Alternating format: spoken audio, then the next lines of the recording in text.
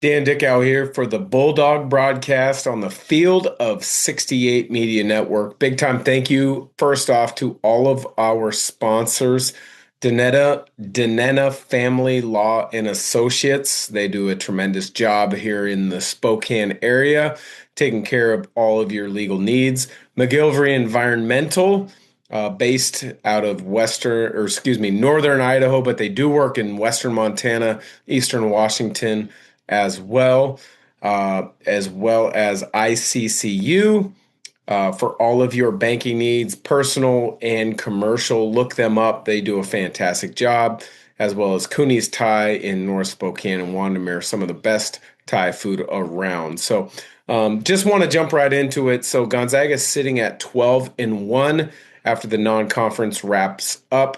We're about to get started with the WCC, and what I thought I would do as they sit ranked seventh in the country. We record this on Saturday morning, and league play for the WCC kicks off tomorrow, Sunday. Gonzaga starts at Pepperdine. Wanted to kind of look at some of the metrics in regards to teams in the WCC, Gonzaga's upcoming schedule, what I think maybe could be Gonzaga's ceiling for a seed in the NCAA tournament, and talk about some of the surprise teams, some of the surprise players, and maybe some of the disappointing teams and some of the disappointing players in the WCC so far. So let's just look at right now. Gonzaga sitting at 12-1. I thought they would have two, maybe three losses in the non-conference just based on how difficult this non-conference schedule has been. You might be able to honestly stack it up and say that this is one of if not the best non-conferences that Gonzaga has put together in regards to who they've played, how they have performed, and what it's done to prepare them for the WCC, and what I think is going to be a deep NCAA tournament run. You look at some of the teams that they have played. UCLA out of the Big Ten, Arizona State out of the Big 12, Oklahoma out of the SEC, Alabama out of the SEC, Creighton out of the Big East. Then you look at the Players Era tournament, Maryland out of the Big Ten, Michigan, the lone negative. Honestly, there's no other way around it than to say the negative in the non-conference when they got blown out of the Big Ten. But they're ranked number one and number two, literally in every poll and every metric that you can look at. And so Gonzaga sits at ranked seventh. Most metrics have them anywhere from 3 to 4 right now. The net has them at 4. KenPom, last I checked, had them at 4. And when you look at that, that leads you to think that this is a well-balanced basketball team, a team that has faced all challenges up till now, come through with flying colors, and then the analytics metrics, in a sense, KenPom and Bart Torvik, those ones, Evan Maya, those are looking at how well they've performed on the offensive end of the floor, defensive end of the floor, all their efficiencies. And then it does a tremendous job. And analytically, it has been very predictive of what teams are going to go deep into the NCAA tournament. So the fact that Gonzaga is sitting in the majority of those analytic matrices at 4, ranked number 7 in the AP, leads you to believe that Gonzaga is in line for a 2 seed, 3 at the worst, and that is barring any losses outside of St. Mary's at St. Mary's, maybe St. Mary's at home. I don't know if they can get to a 1 seed just based on Arizona being a little bit higher than them in all of the polls, whether it's the analytical polls like KenPom or it's the AP and the coaches polls. But Arizona does now have a more difficult path to continue to play well and win games than Gonzaga has.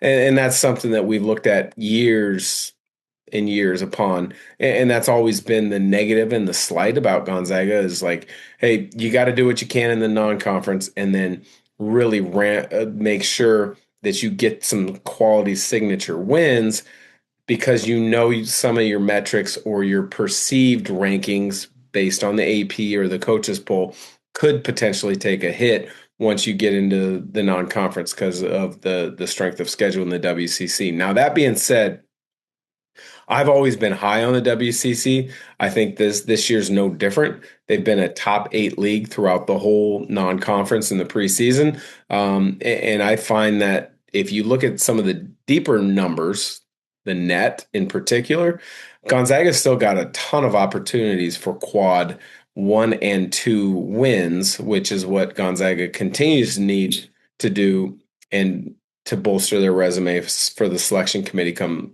on Selection Sunday. But when you look at the net for the league in general, right? Gonzaga sits at 4, St. Mary's 28, Santa Clara 89, Seattle U 94, Pacific 101, San Francisco 117, LMU 135. Those are important simply for the fact that a quad one win is a home 1 through 30. So Gonzaga has one opportunity with a quad one at home against St. Mary's, but the quad one road wins is 1 through 50. So it gives them another opportunity at Santa Clara, because I don't think Santa Clara is going to slide too much, just like I don't think Gonzaga is going to slide too much. But where it gets important and where this hasn't been the case maybe in years past is Gonzaga's quad 2 opportunities when you get to the WCC, because a quad 2 home win is 31 through 75. So at this moment in time, they don't have any, but they've got a lot of quad 2 road opportunities, because a quad 2 away opportunity is 76 through 135. And you look at it, they're at Seattle U, they don't go to Pacific, but they're at USF and they're at LMU. So that adds a lot of quad opportunities. When you look at the rest of the WCC and where they slide into rankings in the net, Washington State, who unfortunately had a little bit of a disappointing non-conference, sits at 169. Oregon State put them in the same category at 178. UP 225, USD 238, and Pepperdine at 224 or 254, excuse me. The big things is that you do not want Pepperdine to drop any lower than they are. You want them to move up a little bit, because a quad 3 away game is 135 to 240. So if Pepperdine and USD and University of Portland can stay above 240 when Gonzaga goes on the road at each of those 3 places, quad 3 wins are much better clearly than quad 4 wins. That's something that you want to stay away from as much as possible, because those are clear. If they're a non-conference, it's a bye game. The selection committee has shown the propensity to really set aside those quad 4 wins as like, oh, you're not playing anybody. So if those teams can slide strong enough with a couple of maybe surprising wins or good performances, if those 3 teams in particular could stay in the top 240 of the net, that would be really beneficial to not just to Gonzaga, but to the entire league. And I think if that is to be the case, each of those 3 teams are going to have to come up with they're going to have to play well at home. They're going to have to win the games at home, but they're going to have to come up with a road win of some sort, whether that's at LMU, whether that's at USF, Washington State, Oregon State. That's hard to say. But at the same time, this is the dynamics of the analytics and the point differential system that goes into that. If those were to come to fruition, does that knock down a potential win at LMU or USF, them down in the net rankings, where now that becomes a quad 3 as opposed to quad 2, which again is looked at differently in the eyes of the selection committee. So lots of different things to look at. It's hard to believe, we sit here and we record this on December 27th, and we're talking about the net rankings and the quad wins gets updated daily on the NCAA website.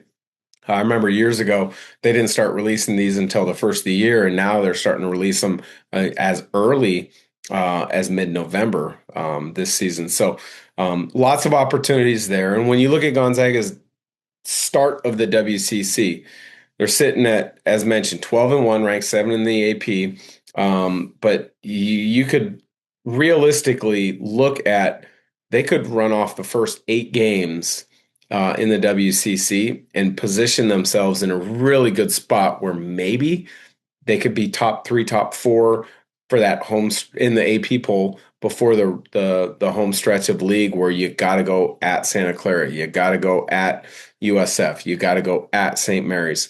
You got to play St. Mary's at home. All of these different things will kind of come into play as you get deeper into the season. But I just look at the schedule for Gonzaga: at Pepperdine, at USD, Seattle U, LMU, and Santa Clara at home, then at WSU, at Seattle U, and home against Pepperdine. That's their first 8 games. So they could, comfortably be sitting at 20-1. McGillivray Environmental can handle any of your construction needs, specializing in new construction, repairs, residential and commercial asphalt paving, excavation, environmental mediation, and hazardous waste.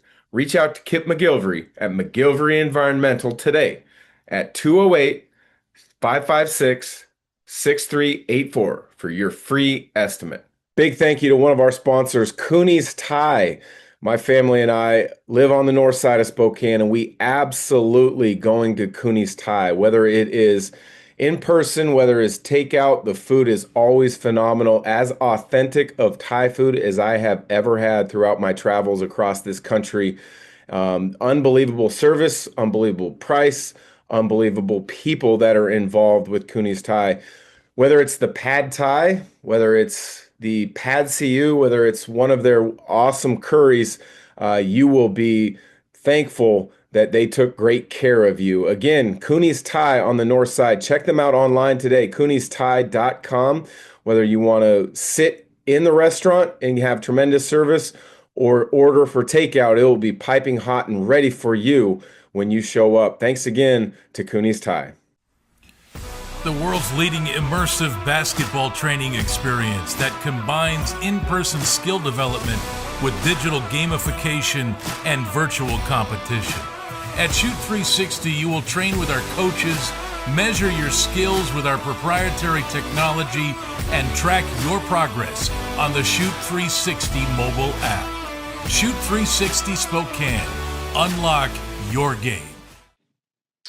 In about 4 weeks, 3.5 weeks or so, looking at a top 4 AP and coaches poll rating, and don't imagine them to slide any worse if they were to do that. I wouldn't imagine them to slide in any of the major analytics, being it in the net rankings and Ken Palm or Evan Maya, Bart Torvik, any of those other ones that are essential to really kind of looking at where you're going to be seated. Now, after that, things get much more difficult, and we will have a complete update midway through the WCC in regards to how Gonzaga is playing, how everyone else is playing. But I just see Gonzaga sitting at 20-1 in a few weeks from now, top 4 ranking in the country in both the AP and the coaches, and clearly a top 4 in the major analytical polls, which would be setting them up for no worse than a 2 seed. Clearly, you got to finish the regular season with WCC play, but that's the way I look at it. I see that being a very solid outcome. So with that, some of the things that have been bright spots and still question marks for Gonzaga. I think this roster is talented, and I get asked this question all the time, out and about at the gym, before Gonzaga games, after Gonzaga games. Man, this team is deep. They are deep. They don't have NBA talent deep. I will go on record right now. I think that maybe the best NBA prospect is Davis Vogel, but Davis Vogel is not ready to play high-level college basketball games just yet. He's shown some tremendous flashes. I think he's a really good player. I think Gonzaga still needs to find ways to get him some minutes so that he's more comfortable against some of the better teams, because you may need him in the NCAA tournament. But when you look at the overall depth of Gonzaga, they are unbelievably talented for the college game. They're not set up with a roster that has bona fide NBA guys. And the one issue that I see to make a true deep NCAA tournament run, Final Four, win the whole thing, is if you look at all those Final Four teams that Gonzaga has had, you look at the majority of teams that have been from other schools in the Final Four, they've got NBA talent. And Gonzaga's got very good talent. I don't want to make any, short-sighted comments. They're talented, but is it NBA talent? Not necessarily. And a lot of times the difference between great college talent and NBA talent is push comes to shove, you can make a big time play down the stretch of a game. Create a shot opportunity, knock it down. Make a great defensive stop. Come up with a rebound that is clearly outside your area. Those are some of the things that are attributed to NBA type talent, not just great college talent. With that said, I think EK's had a really good year outside of, that game against Michigan in the Players Era tournament in Vegas. I think Braden Huff has shown huge strides. I mean, you look at both of those two guys. They've been players of the week in the conference. They've been players of the week nationally because they've played big in big games up till now. And they're going to continue to need to do so down the stretch of WCC. I think if you look at the point guard, I think Mario Saint-Superi is clearly the starter. But what I've seen from Braden Smith over the last 3 weeks has been exactly what you want to see. Was replacing the starting lineup, has all the experience, and he's taking it in a mature route and impacting the game to be able to provide a spark for Gonzaga to win. I think you look at that UCLA game. I think it was 21 points, 6-6 might have been. He played unbelievably well, and you're starting to see, that first 3-4 games, his shooting percentage was maybe in the low 30s, if I remember correct. It's now pushing right around 45 to 50%. So he's clearly gotten his comfort level with what Gonzaga staff wants, with how he can be successful, and he's playing to those strengths, and that's what you want to see. With Mario Saint-Superi, last couple of games haven't been great, but understand that he's been battling a little bit of a illness, and that's something that every player at every level goes through at some point during the season. For a young player, it's learning how to continue to impact the game and play well, even when you don't feel the best. And I think that's something that, he'll get through and he'll figure out how to do that because I'm sure there will be a time later on this season where maybe he doesn't feel physically the best, or maybe he's a little sick, or maybe he's got a little tweak of an ankle injury. It's hard to say, but it's figuring out over the course of your career how to continue to impact the game and play well, even when you're not feeling physically 100%. When you look at the wings, there's a lot of things to like and a few things to question right now. I think Steele Venters is proving to be a better defender than maybe a lot of people were thinking, myself included. He's starting to shoot it really well from three. I think when you look at Adam Miller outside of, I think it was 1 or 2 games where he only played maybe 7 or 8 minutes, I guess that was due to an ankle tweak in practice. I think he's been very consistent. He's stayed within himself. He's given it an effort on defense. I think he's understood what his role can and should be. That's knock down open shots, that's straight line driving, and that's staying within the confines of the offense. Emmanuel Nicenti, you're looking at a guy that I think defensively he's tremendous on the ball. But the more I watch off the ball, there's times he gets lost in rotations, and there's times that he gets stuck on screens. But he is a tremendous asset as an on-ball defender. His offense, there were a couple games in the non-conference that showed a little bit of progress from year to year, but it really hasn't stuck. And so that's one thing I would like to see from him is it's hard to play 24, 27, 28 minutes, which he's done on a number of occasions, and have 0 points or 2 points or take 1 shot or 2 shots. You got to put your imprint on the game a little bit more on the offensive end. And I know he's doing the right things, trying to get the ball into Huff, trying to space the floor, be a cutter. But you also got to find times and opportunities that you get out in transition and you get a lead pass and you finish. You scrape your way to an offensive rebound putback. You get a kick out 3 after an offensive rebound. There's some things there that I think he can improve upon. Jalen Warley, to me, he might be the biggest surprise of the group. I had my question marks based on his offensive uh, inefficiencies or deficiencies coming in. Um, can't shoot the three, but he's a player that doesn't continue to move towards the things he can't do and try to prove people wrong. He just moves to the things that he can do and makes an impact in each game. And what I mean by that on the offensive end of the floor, he's not going to be a 3-point shooter. I mean, I think he's taken one, maybe two on the year. But what he can be is he can be a tremendous cutter. He can be a dribble handoff guy that creates opportunities when Gonzaga goes small and he's at the four. He can be a screener, diver, and on that dive, in the short roll particular, catch and be a playmaker. He can be a rebounder on the defensive end of the floor and push and be a facilitator in transition. I think he's done a great job in those areas. And then defensively, I don't think you can say enough about how versatile he is. He can guard 1 through 4. He can guard 5 at times, I think, in the WCC outside of probably Moraskis and McKeever at Santa Clara, or excuse me, at St. Mary's. But he puts an imprint on the game defensively, and that's where maybe I didn't give him enough credit in watching some stuff coming in. I think he's been great. The one guy that I would like to see figure things out a little bit more and a little bit quicker would be Tyon Grant Foster. Obviously, there was all that. Is he eligible? Is he ineligible? What's going to happen? Is he going to start? Is he going to be a major player, rotational player? And I think what we've seen is a guy that teams are playing him to his weaknesses, and he's fell into that trap on a number of occasions as opposed to playing to his strengths. He's shooting below 20% from the 3-point line, might be around 13, 14 right now. I didn't check his numbers exactly before I started recording, but teams are really gapping him and daring him to shoot it from the 3-point line because his strength is getting out in transition, attacking the rim. His strength is on the offensive end of the floor, attacking the glass, getting second chance opportunities. His strength is attacking a closeout and putting the ball on the deck and putting foul pressure on you and either finishing it or getting himself to the free throw line.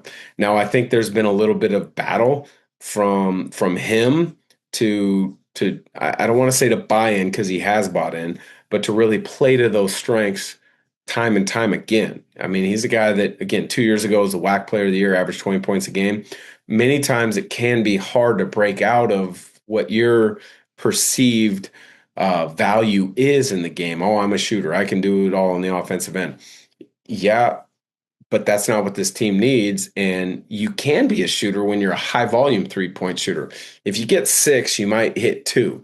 But with Gonzaga, you don't want him taking 6 threes a game because you got so many other options.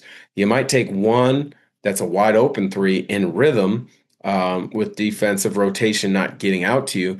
But you're not going to be hunting those shots. And so I've seen a little bit of battle from him throughout the season on that. But overall, I'd like to see a little bit more in regards to understanding good shot, bad shot, when to attack, and playing to his strengths. And then the last wing in the group would be Davis Vogel. Touched on him at the start. Again, I think he's the best NBA prospect on this roster after watching him. And a lot of fans are looking at it like, hey, he's averaging about a point a minute or whatever it might be. You got to get him minutes. And I agreed with that to a certain extent. I think there should be ways to find him, 3 or 4 minutes in a first half just to go up against first line guys, starters, because the majority of his damage has been against 8, 9, 10, 11, 12 guys. Well, currently he's sitting as a 10 guy, the 10th guy in Gonzaga's rotation, but he's clearly as good or better than most teams' third option on most teams. So he's going against guys that aren't at his talent level, and he's taking advantage. And I think one of the things when you look at it, he's got a nice mid-range game. He can get out on the break and finish. He's creative and crafty to create space when he gets to that mid-range. I think his 3-point shot is starting to come along. I know his percentages are really good with a low number, but he's not a guy that I would say at this moment in time is a knockdown 3-point shooter. I think he could be that in time, but I think Gonzaga fans have to still play the patient game with him in regards to being productive in big games and in meaningful moments. Now that's hard to do right now because again, he was a, top 40-ish player in the country. And if you look across the country, there are a number of top 40 type players that are putting together monster seasons. Now I'm not putting them on the level of DeBonsa or Cameron Boozer or some of those guys who are clearly in line for All-American candidacy. I'm talking about, guys in the SEC or the Big Ten, whatever, that are maybe starting as a freshman or their first guy off the bench, averaging 7 or 8. If I were to look at it from his perspective and his shoes, what's going to help me in the long run? Bulldog fans, we know basketball is all about teamwork, hustle, and having someone you can trust in the clutch. Life isn't much different. When challenges come your way, especially family matters, you need a strong team by your side. That's where Danetta and Associates step in. They're more than just a family law firm. They're your advocates, guiding you through the hard fouls life throws your way with skill and care. In Spokane and beyond, Danetta and Associates are ready to fight for what matters most, your family. Call 509-325-0125 or visit padlawoffice.com to learn more. That's padlawoffice.com to learn more.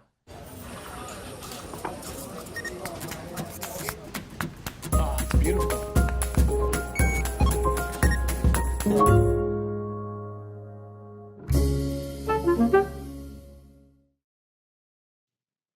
Being on a great team, learning how to play the right way, taking advantage of my opportunities, building that confidence within myself, building that confidence in the staff, so that when it's my time in a big game, I'm ready to perform. I would think that is the direction and the angle to take. So I'm really hoping that there's a few opportunities here in the WCC where he can be a contributor in meaningful moments, because I think that's going to do a ton for his progress and growth as a player.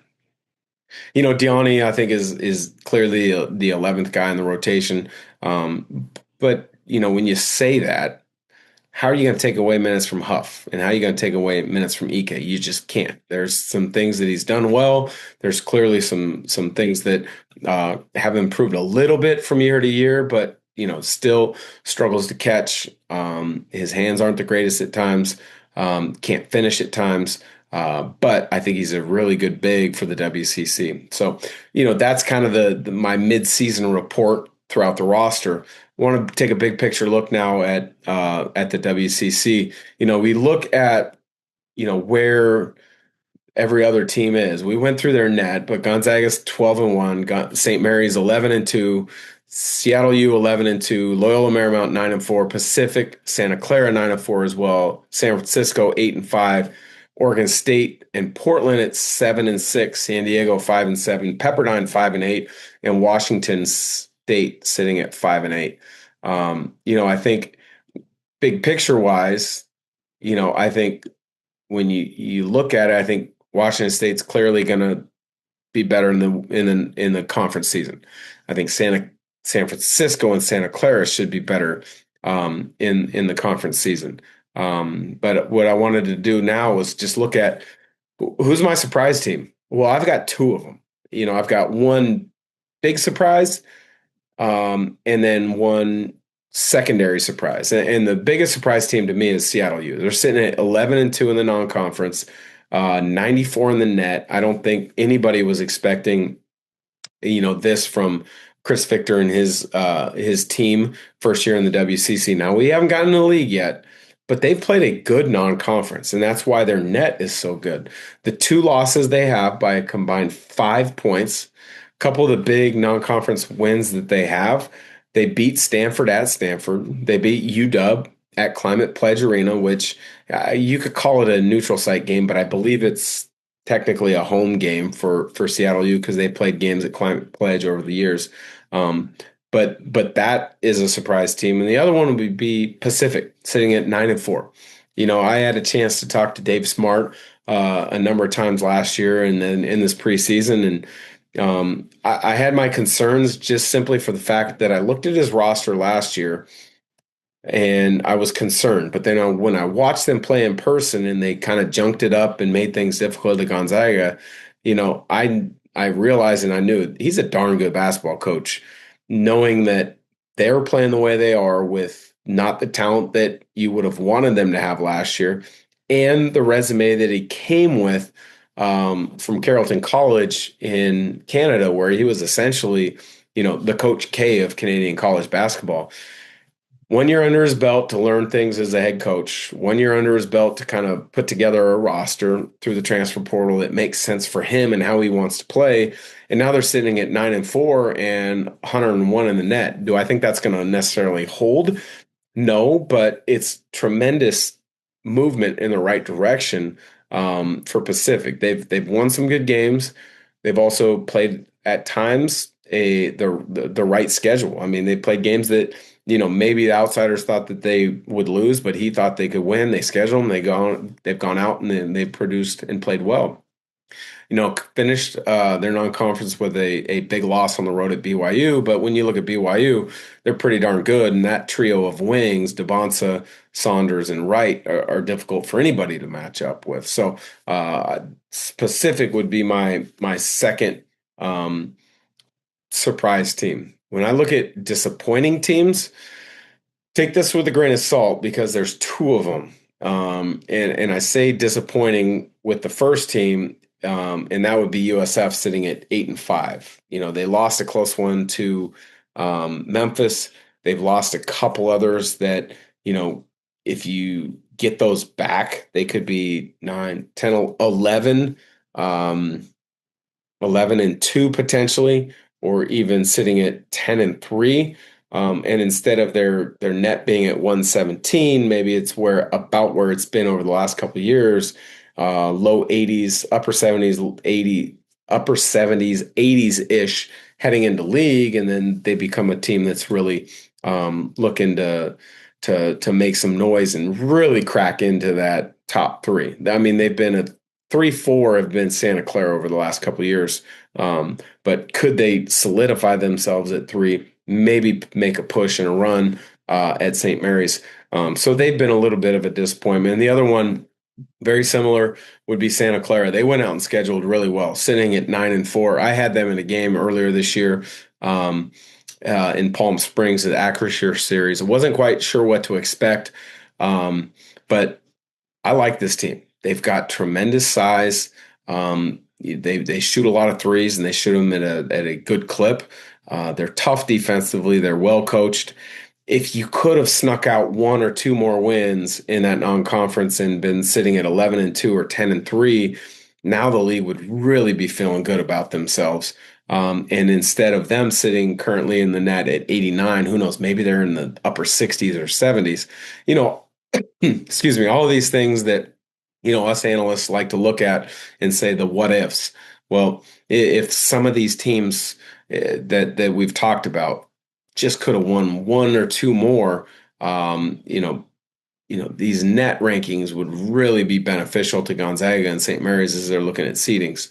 The other team that you could maybe call an under the radar team, I don't want to say they're the most surprising team because I think they're very well coached. And they've got a few guys that are returners that know what the staff wants, and that would be LMU. LMU sitting at 9-4. I think they were 7-1 at one point. They've got some solid wins. They've played a decent schedule, and I think that's a team that maybe is a little bit under the radar. They're always a tough out. There is one game, I will say this. I remember Gonzaga going down to LMU and blitzing them. They were up maybe 30-4 in the first 6 minutes. But for the most part, LMU is going to compete defensively. They're not going to give an inch. They're going to make you grind on that end of the floor. The one thing that maybe has been a little bit, to be desired is them on the offensive end. But they've got a big-time scorer in Myron Amy, who struggled last year with understanding his role, struggled a little bit with injuries, but he's played really well. He's leading them in scoring right now. When you look at individuals, my non-conference player of the year, take take a toss up right now. It's EK or Huff. I mean, either of those two, you can't go wrong. And I have each of them be either one of them being the player of the year in the conference when things are all said and done. Probably give the edge to EK being that he's a senior. A lot of times in the WCC, that's kind of the way things have tended to happen. So I'll go with preseason or non-conference player of the year and overall player of the year. My prediction will be Graham Ike. If there's a surprise player in the WCC so far, that would be Joshua Dent at St. Mary's, averaging right around 13 points and about 5 assists per game. Some people were kind of curious about, hey, St. Mary's is, what are they going to do with the point guard? Is Mikey Lewis going to take that on? Well, Mikey Lewis is clearly a two guard. He's wired to score. But who is going to take the role of being that point guard after some losses in the transfer portal? And Joshua Dent has looked to be the part. Joe Rahan, Mickey McConnell, it's almost like rinse repeat with Randy Bennett and his point guards and how they play down in Moraga. If there's a disappointing player, maybe not necessarily in regards to the numbers and or the production, but the impact as far as wins losses for a team. I would say Mookie Cook at San Francisco. He's a player that was a McDonald's All-American coming out of high school. Was a top, actually at one point he was a top 3 player in the country. Some injuries late in his high school career, early in his college career, kind of hampered him when he was at Oregon. Transferred to San Francisco with a fresh start. His numbers haven't been terrible. A little over 10 points per game, about 5.5 rebounds, right around 50% from the field. But just with that kind of acclaim that he's had throughout multiple positions of his career, you would expect more and more impact that leads to winning. So those are a couple of things. My prediction for the end of the year: Gonzaga is going to the league. St. Mary's going to be second. I got Santa Clara third, and then USF at fourth. So hard to believe we're almost turning the page to the new year 2026. WCC week 1 starts right off the bat. I mean, Gonzaga has 4 games in a hurry. You got at Pepperdine, at USD, home against Seattle U, home against Loyola Marymount. And in no time, you're going to start seeing some separation from some of these top 2-3 teams with the middle, and then the middle from the bottom. And again, I think what people are hoping for, if you want to try to get to a 3-bid league, is you've got to get that middle to not lose the games to the teams on the bottom. But at the same time, the teams on the bottom, if they can win enough where they keep their net high enough, you don't have any bad losses truly if you lay an egg at some point in the conference season. So lots of good stuff happening in college basketball. Again, WCC kicks off. I think it's going to be a fun final season for Gonzaga in the WCC before they may move to the Pac-12. But it starts at Firestone Fieldhouse for the last time, where I believe Gonzaga's won 50 straight games against Pepperdine, dating back to 2002. So should be a heck of a WCC season. Look forward to covering Gonzaga and the league in depth. And we should be back next week on the Field of 68 Media Network's Bulldog broadcast with a guest. So thanks again for joining. Don't forget to support our sponsors. Take care. Hope you had a Merry Christmas and a Happy New Year.